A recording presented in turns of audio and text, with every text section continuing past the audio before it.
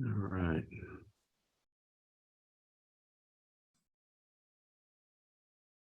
Okay, let's see here. How we doing?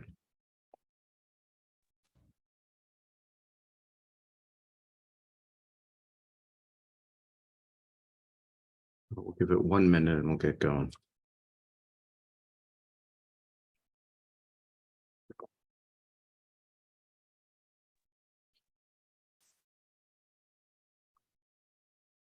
All right, why don't we get going? Right, this is a 16-year-old in the emergency department. And question I have for you is, if you saw this, what would you be thinking about? And how might you consider assessing and treating this? So why don't we go to Tarek. Right. Good morning. Morning. So let's see. Starting from lead 1, and I don't see any in lead 1 to an AVF, like clear P wave.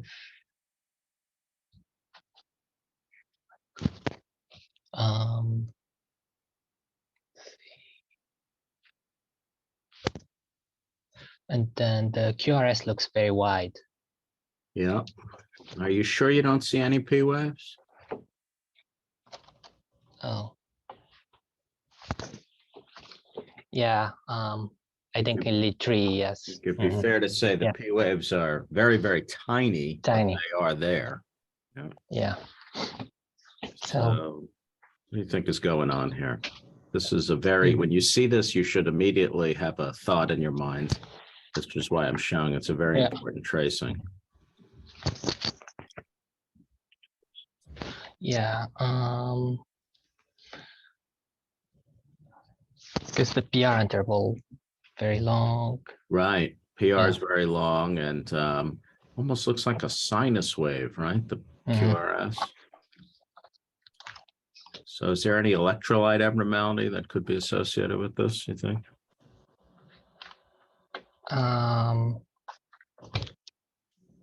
So yeah, so hyperkalemia.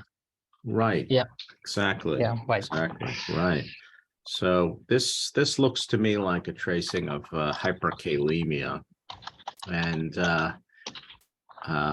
elevated potassium can cause ECG changes in a dose-dependent fashion.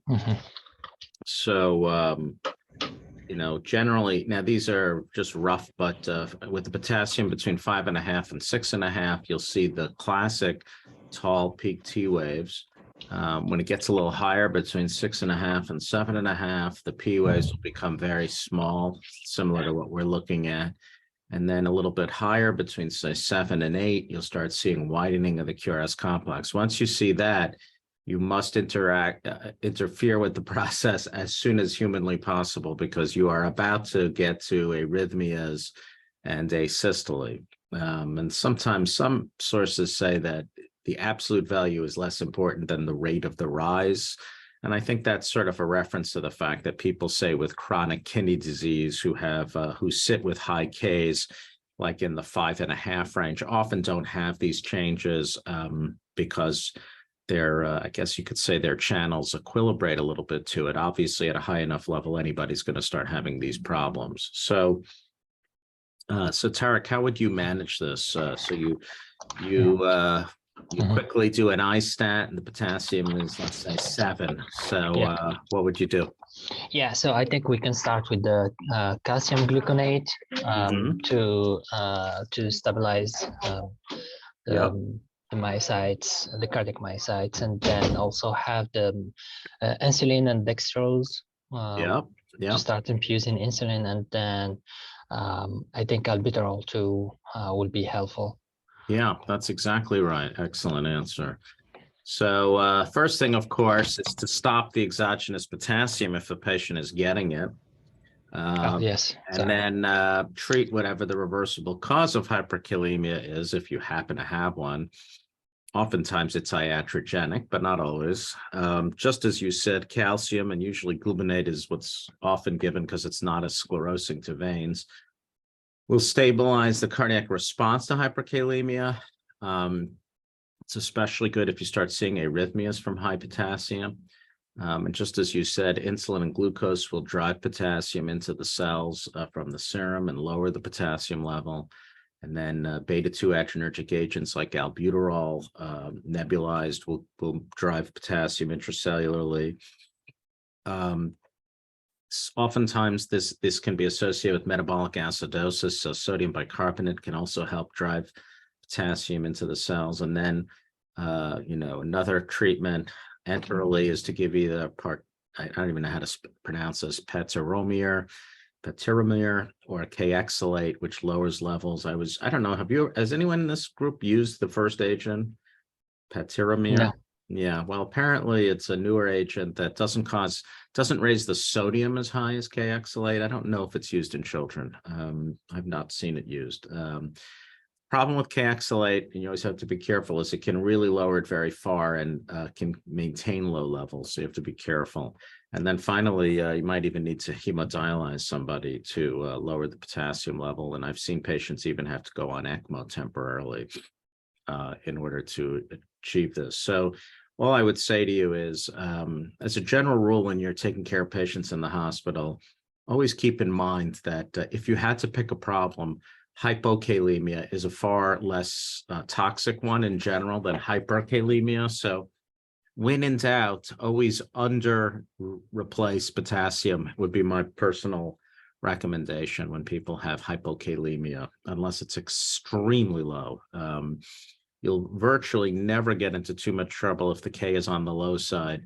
Whereas I've seen many, many examples in my career of people who've gotten very sick from accidental overdoses, or maybe just, for whatever reason, a patient didn't respond the way we would have anticipated to a dose of potassium, and it rises very rapidly. So always be very careful about that. In the old days when we used to have lots and lots of patients on digoxin, hypokalemia was more of a concern because the combination of low potassium and digoxin is potentially proarrhythmic. But in this era where we don't use dig quite so much, I think that in general, if you had to choose a problem, you want the potassium to be too low, not too high. Okay. All right.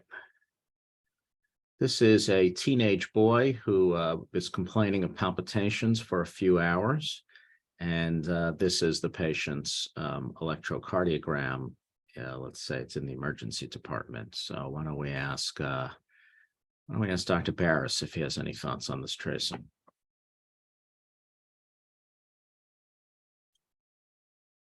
Okay. So first, looking at the rate, it's about 190, I would say. Maybe a little less fast than that, but it's maybe closer to 150, 160, but yeah, it's fast. Now looking at our looking for P waves here.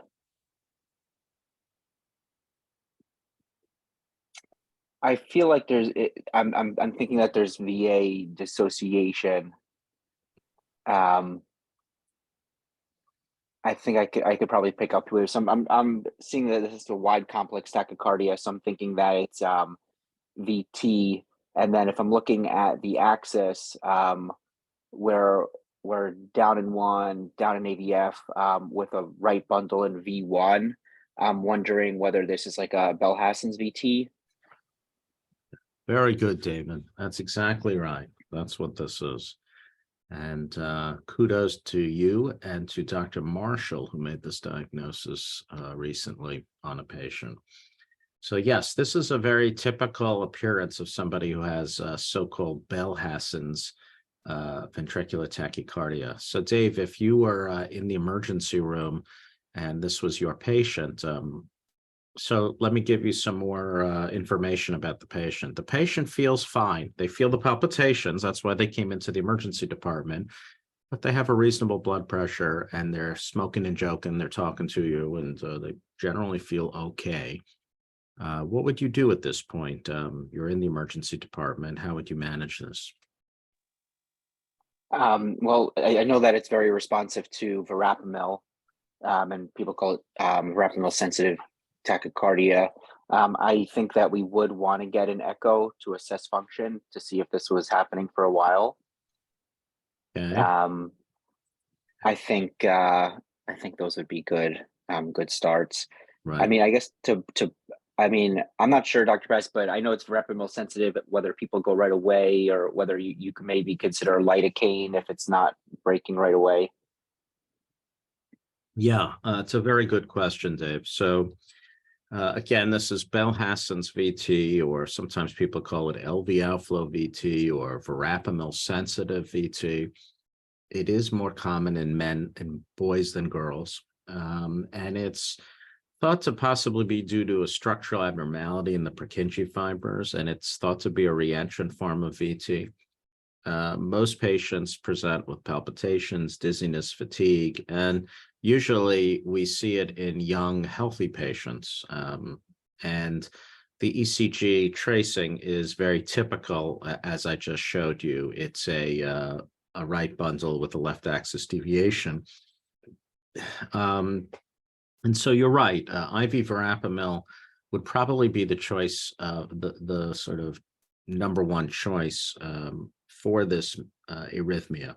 The reason that we sometimes don't use it, and the reason that in this case I decided not to try it, was because it was being done in an emergency room, and IV verapamil can definitely cause hypotension. And I've seen people nearly arrest from IV verapamil. It can be very, very dangerous.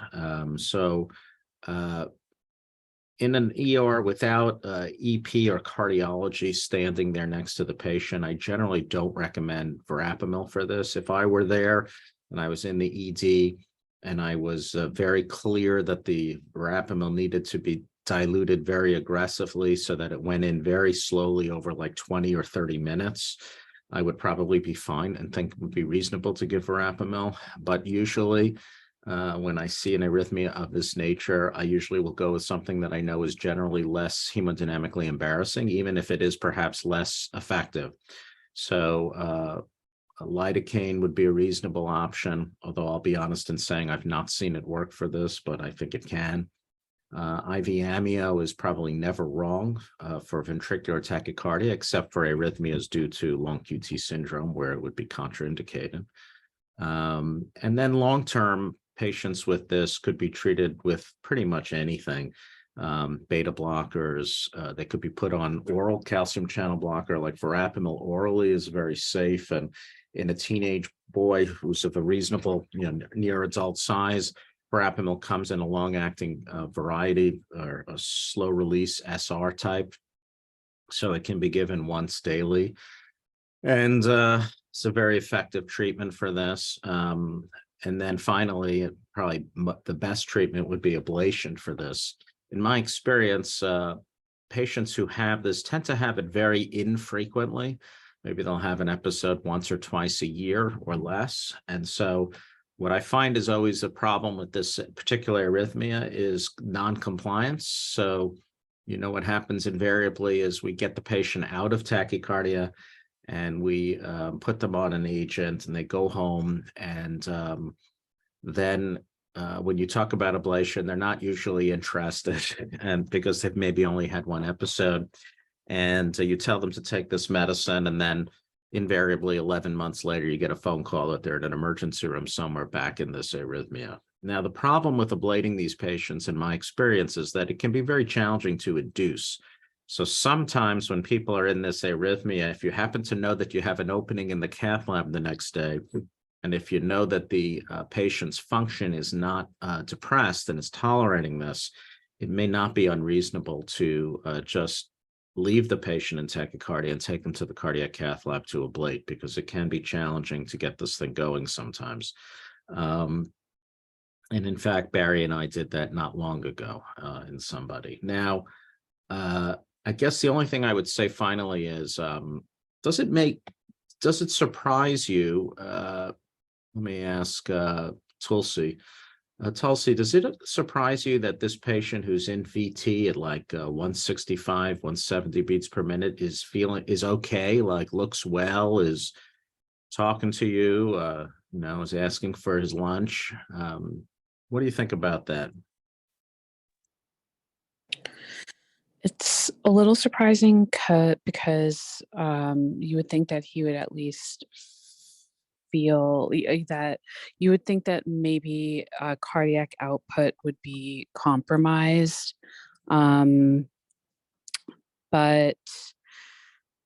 I remember that there was a case of Belhassen tachycardia last year where it was a similar situation. He was asymptomatic except for some palpitations.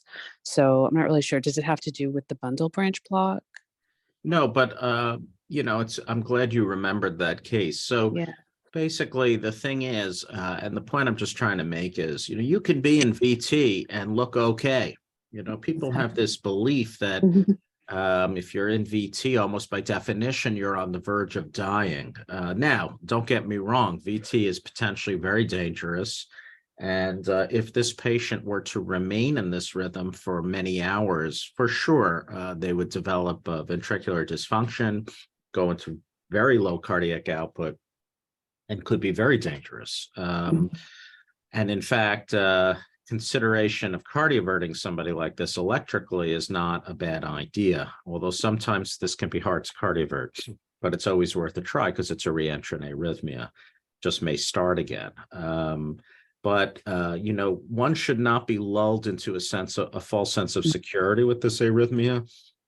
I well remember, it's going back about 15, 20 years, I got a phone call from a hospital out on Long Island, pretty far from here, of a child who was in this arrhythmia and was in it for like 14 hours, and nobody really was aggressively trying to get the child out of it until finally they arrested in the emergency room.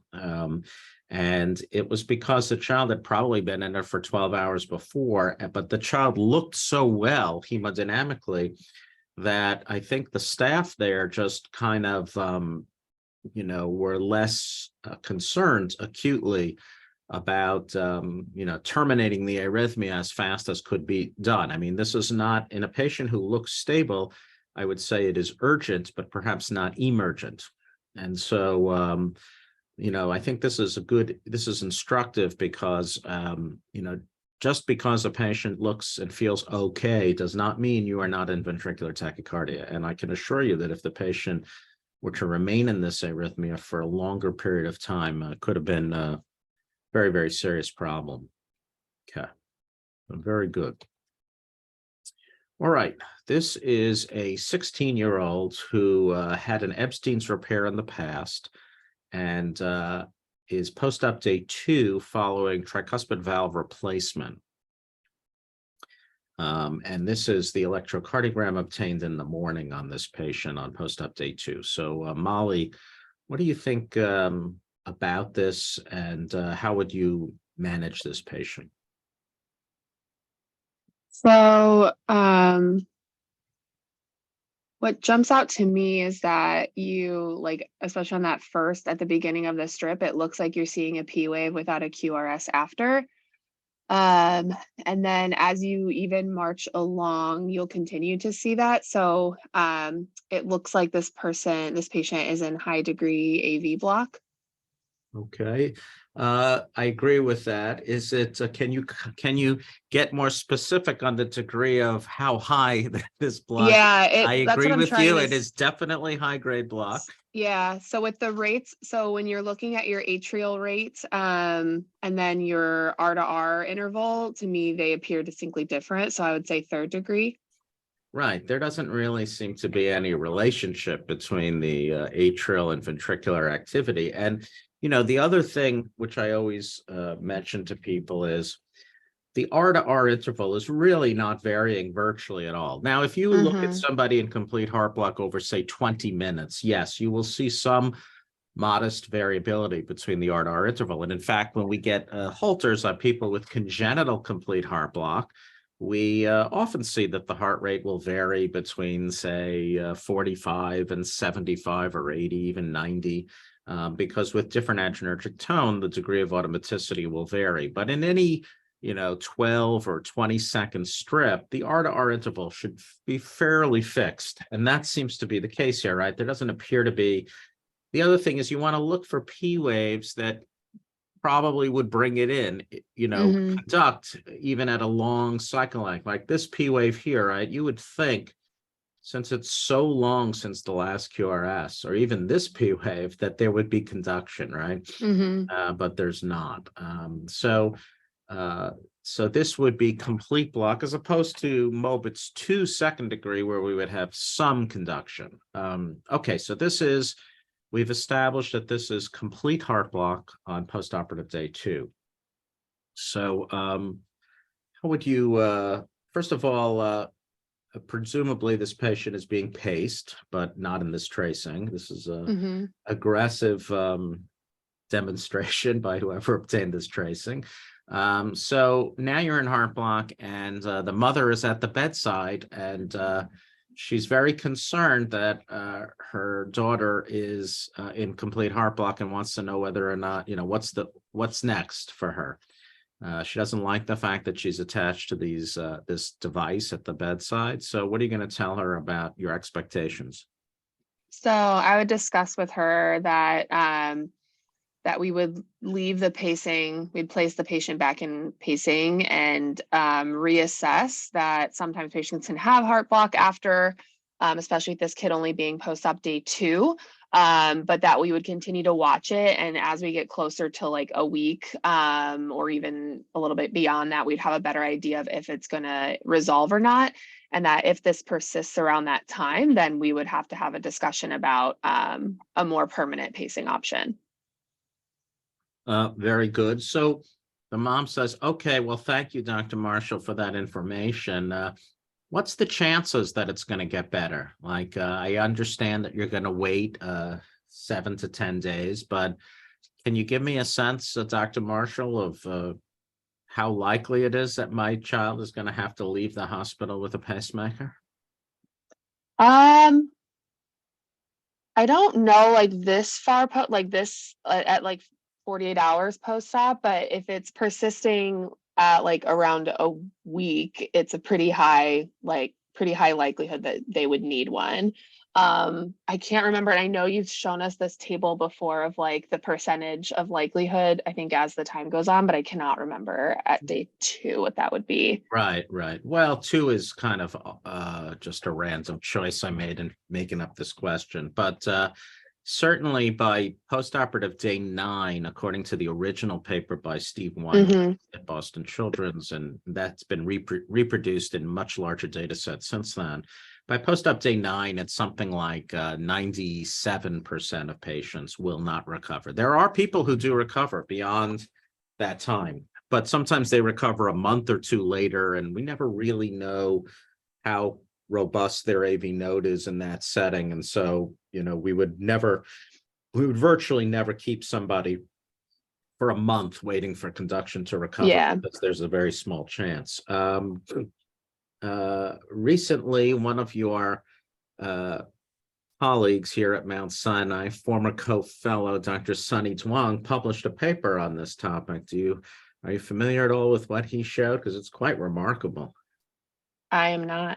Okay, so Dr. Duong, as you know, has a great interest in machine learning as well as in artificial intelligence. And he asked the question, does everybody who gets heart block following congenital heart surgery need to wait 7 to 10 days, just as you said? Because what you described is the standard sort of recommended length of time we would wait based on the evidence that's fairly significant and strong, that pretty much 7 to 10 days, typically 9 days, if you want to be precise, you're going to get the vast majority of people who are not going to recover at that point. So he asked the question, is there a way to determine whether any patients maybe could be potentially paced sooner? And so they made a machine learning model, and essentially what he identified were 3 high-risk categories and showed that if they were in complete heart block on post-op day 4, that the chances of recovery were extremely small. And these were replacement of an AV valve, such as in this case that I'm showing you today, patients who had L transposition in heart surgery, and any kind of LV outflow tract surgery, whether it was a Kono or Ross, an aortic valve replacement, because it was a single center study, although over like 10 years, they didn't have a huge enough database to sort of go surgery by surgery, so that they couldn't say to us, for example, that aortic valve is no risk, but Kono isn't. So they tried to lump things together in order to get as much statistical power as they could. But those three categories, AV valve replacement, LV outflow tract surgery, reconstruction of some sort, and patients with L transposition were, if you had postoperative complete heart block on post-op day 0, and then again still on post-op day 4, those patients basically, I think the positive predictive value and the specificity of that was something in the range of about 95%. So basically the same as if you waited till post-op day 9. So because it's a smallish data set with only like 130 patients, what Sonny recommended and what he says they do in Stanford is, if you have one of those diagnoses and you are in complete heart block, what they typically do is they set you up for surgery on post-op day 7. So they still follow the established guidelines, but they use his machine learning algorithm to sort of move things along. And he said that basically he's hoping that this can be confirmed with a much larger data set. Obviously, the more data that the algorithm or the model has, the more robust statistically it'll be, and the more we can rely upon it. But it's very interesting how you can do that. So anyway, so if you had a patient with Ebstein's who had AV valve replacement, and as we know, anytime you replace the tricuspid valve, there's a very high incidence of heart block because, of course, just think about all the structures that are around there. Think about when you're in an ablation with me or Barry, how carefully we try to avoid being in the anterior septal region, because the his Purkinje and the AV node is all there. And so it's actually remarkable that people don't get heart block 100% of the time during AV valve replacement there. Similarly, on the mitral side, both you can get a left bundle and you can hit the His when you're putting in a mitral valve. Anyway, it's not surprising, right, that people who have LV outflow tract surgery, where they're actively scoring out muscle in the area of the conduction system, or someone with L transposition who we know have a 50% lifetime incidence of heart block that's even spontaneous because of difficulties with their conduction system and the abnormalities of it. And then finally, someone who's having an AV valve surgery where they're basically putting sutures all over the area of the AV node. Wouldn't be shocking, right, that those would be higher risk areas for development of heart block. So if I were talking to this patient's family, so if you look at all people who've had heart block after surgery, like everybody who's in heart block on post-op day 0, there's a 2/3 chance that it will recover. If you look at large scale studies, about 2/3 of people who come out of the operating room in heart block will recover.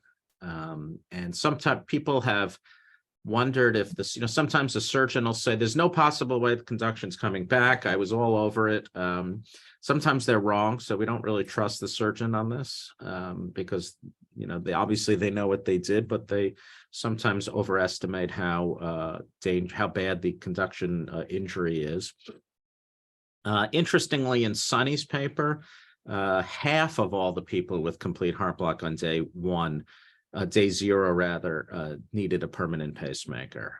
But his study only included people who were in complete block continuously on post-op day 0. In other words, if you were like in high-grade second degree, you were not included in that study.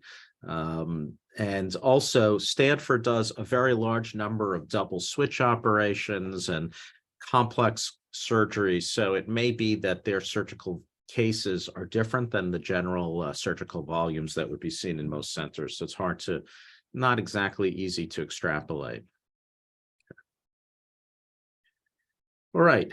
This is a 14-year-old who has recurrent SVTs, there for an ablation. And we are pacing at cycle length about 700 or 750. And this is the finding that we see. So let me ask Maya what she thinks about this.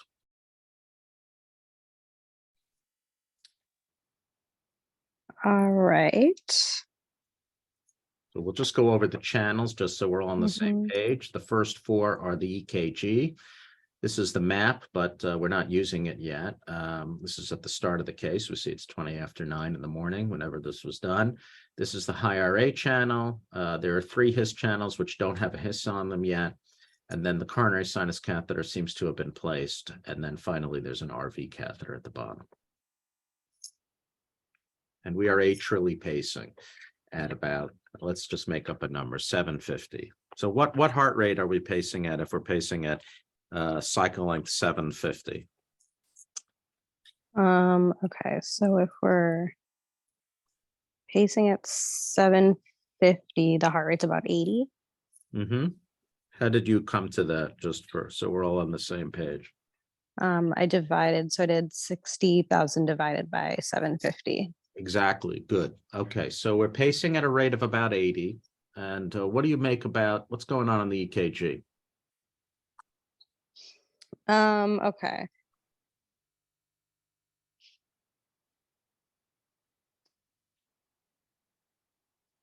So Now we are at just 100 looking at- paper speed, so it's a little misleading. But anyway, just wanted to say that. So Mhm. right when I see the pacing artifact, which I think is like kind of the first thing we see on the tracing. Mhm. Um, And this is what the pacing looks like on the high Mhm. RA. It's kind of got this weird looking square wave kind of thing.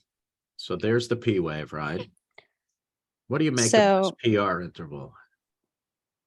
I mean, it's hard to tell because like the paper Paper speed is speed is different what- than what I'm used to. So it's but fair to ask me what is the PR interval, because I don't have calipers here. I'll tell you, this PR interval is 250 milliseconds. This is 275 milliseconds, and this is 300 milliseconds. okay. So we do kind of have like a Wenckebach pattern with the PR interval prolonging at each That's beat. right. That's right. So that's exactly right. So the reason I'm just showing this is, so this is an example of Wenckebach at a very long cycle length or a very slow rate. So this is always concerning whenever I'm doing an ablation and you have a patient who has SVT, but you can't even conduct in the setting of the ablation at rates of 80 without some level of block. This is usually related to anesthesia, that the patient is very deep and is very vagal, and it's causing a lot of slowing in the AV node and the His-Purkinje system. So that's what we're looking at in this tracing.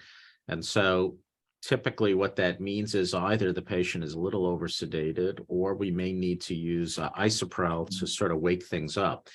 And always gives me a little, when I see this at the start of a case, I get nervous because I'm thinking to myself, if this patient has AV nodal reentrant tachycardia, the last thing I want to do is be burning near the AV node and His-Purkinje system, because already without doing anything, there appears to be, not so great AV conduction. So this is one of the reasons why in the adult world, AV nodal reentry and most SVTs are done awake, because you have a nice level of adrenergic tone and conduction is more normal. I well remember I once consulted on a patient who was a Division I 800-meter runner for Villanova, and he had AV-NRT. And in my office, he was Wenckebaching on his ECG at a rate of 37, because he had such tremendous vagal tone from being such a high-level athlete. And I was thinking to myself, boy, ablating this guy is going to be scary because he doesn't seem to conduct well at rest because of his high vagal tone. He ended up getting ablated elsewhere because I was like a third opinion. And I understand that they used cryo in him because they were so frightened that they could cause an injury. And he did very well, though. So usually what we'll do is either ask the anesthesiologist to lighten the anesthesia, or alternatively, we will give the patient isoprel to sort of wake things up. Usually what happens is we do both, and then all of a sudden the heart rate is 110 and we're too fast. So anyway, that's basically it. Okay, I think with that, we'll stop for today. Thanks so much for joining, and I'll see you at Sign Out in just a little while, guys. Thank you. Thank you. Thank Thank you. you. Good job.